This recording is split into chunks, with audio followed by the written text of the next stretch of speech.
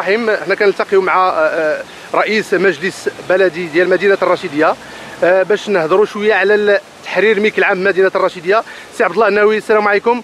هو كسؤال اول، انتم كشريك في العمليه ديال تحرير الملك العام هنا بمدينه الرشيديه، ممكن تقول لنا بانه عرفنا بانه المجلس البلدي انسحب في لحظات من تحرير هذا الملك العام بالرشيديه، شنو السبب ديال الانسحاب ديالكم وفين وصلت العمليه ديال تحرير الملك العام بالرشيديه؟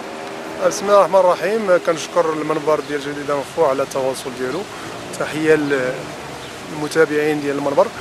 بالنسبه لنا في المجلس البلدي العمليه منذ البدايه، اولا كنشكروا السيد العامل لانه منذ البدايه نسقنا مع جميع السلطات تحت اشراف السيد العامل بحماس باش نتعاونوا في هذه العمليه اللي كنرحبوا بها. بالنسبه لنا العمليه مشات بواحد الوتيره الحمد لله مقدره وبواحد الوتيره سريعه بتعاون الجميع بما فيهم المواطنين المعنيين.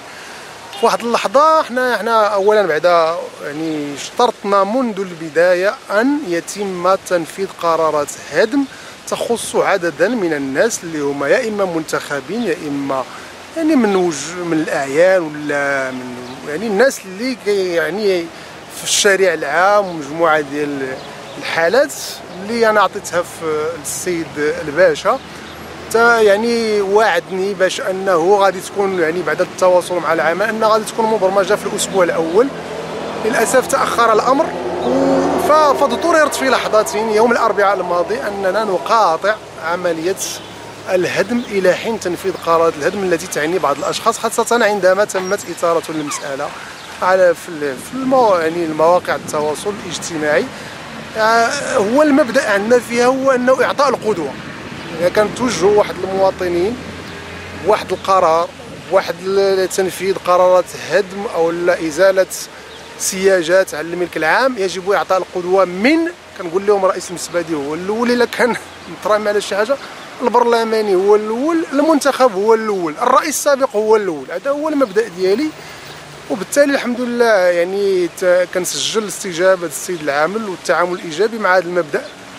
والجمعه الماضيه عطى تعليمات يعني صارمه باش تنفذ قرارات الهدم السابقه ضد عدد من الناس. سيد الرئيس، كاين سؤال يعني كيطرحوه بزاف ديال الساكنه ديال الرشيديه، فين كانت الشرطه ديال البناء حتى وصلت الرشيديه لهذه الكارثه اللي كنشوفوها هذه الايامات يعني في هذه القضيه ديال الهدم ديال هذا ارث ثقيل.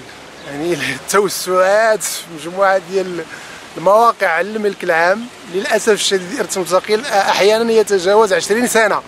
حنا التعامل ديالنا منذ بدايه الولايه مع يعني الترامي على الملك العام تعامل صارم، وكنقول لك انا مجموعه ديال القرارات خاصه تنفذت نهار الجمعه واللي كتنفذ اليوم صدرت بشانها قرارات هدم منذ كاين بالنسبه للحاله ديالهم منذ 4 سنوات.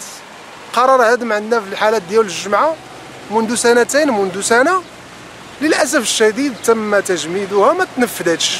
حنا لا يقع على عاتقنا يعني سلطه الهدم وسلطه يعني السلطه التنفيذيه ولا القوات العموميه ماشي بيدينا. نحن كنا نراسل الجهات المسؤوله باش يوقع التنفيذ. للاسف ما كنا تلقى جوابا. السيد العامل الجديد كنحييه انه بمجرد ما فهم الموضوع ما فهم المشكل عطى تعليمات وتنفذات بسرعه. فما كناش يعني كشرطه بناء كنا قمنا بالواجبات، يا اما كنحيلوا على المحكمه ثم كنديروا استصدار قرارات الهدم الاداريه التي يوقع عليها السيد العامل طبقا للماده 80 من قانون التعمير. شكرا. شكرا وجيب مرحبا.